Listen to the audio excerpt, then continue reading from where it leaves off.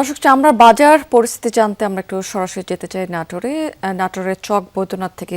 এই মুহূর্তে আমার সাথে যুক্ত হচ্ছেন আমাদের সহকর্মী নাজমুল হাসান। নাজমুল, আজকে আড়তের কি পরিস্থিতি দেখতে পাচ্ছেন?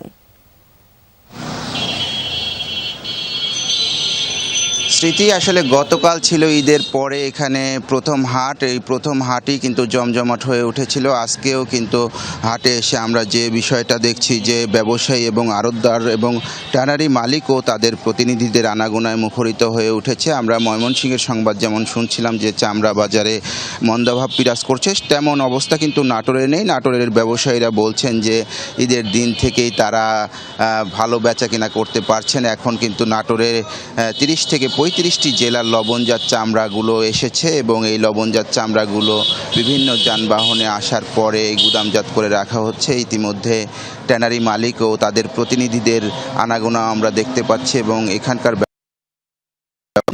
ন্যায্য মূল্যে চামড়া বিক্রি করতে পারছেন। বিভিন্ন জেলা থেকে যে ব্যবসায়ীরা এসেছেন তাদের সাথেও কথা বলেছি, তারাও বলছেন যে ট্যানারি মালিকদের আনাগোনা বেড়েছে এবং ট্যানারি মালিকদের কাছে তারা সরকার যে নির্ধারিত মূল্য, সেই নির্ধারিত মূল্যেই তারা বিক্রি করতে পারছেন।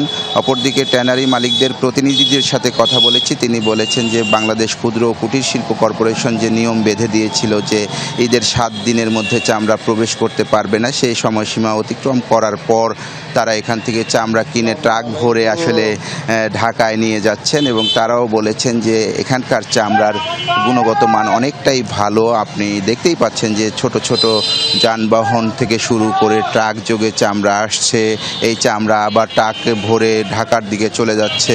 তো আমরা জেলা প্রশাসক আসমা শাহিনের সাথে কথা বলেছি, তিনি বলেছেন যে ঈদের দিন থেকে শুরু করে ঈদের পরবর্তী দিনগুলোতেও নির্বাহী ম্যাজিস্ট্রেট সহ আইনশৃঙ্খলা বাহিনীর সদস্যরা এখানে টহল দিচ্ছে। তারা নজরদারি অব্যাহত রেখেছেন চামড়া যেন সুষ্ঠুভাবে সংরক্ষণ করা হয়, ক্রয় বিক্রয় করা হয় এবং পরিবহন করা হয়। এই জন্য পুলিশ প্রশাসন থেকে শুরু করে প্রশাসনের নজরদারি অব্যাহত রয়েছে। চামড়া ব্যবসায়ী গ্রুপের নেতাদের সাথে আমরা কথা বলেছি, তারা যে বিষয়টি বলছেন যে এই কোরবানি উপলক্ষে দেশের অন্তত 30% চামড়া এখান থেকে ঢাকার ট্যানারিগুলোতে পাঠানো হয় এবং এবার কিন্তু 10 থেকে 12 লাখ পিস পশুর চামড়া এই আড়তে আমদানি হবে এমনটাই প্রত্যাশা করছেন এবং তারা বলছেন যে চামড়া বাজারে যে মন্দাভাব ছিল সেই মন্দাভাব কাটিয়ে এবার বেচা বিক্রি ভালো হচ্ছে এবং নগদে তারা বিক্রি করতে পারছেন চামড়া। স্মৃতি। নাজমুল, অনেক ধন্যবাদ আপনাকে।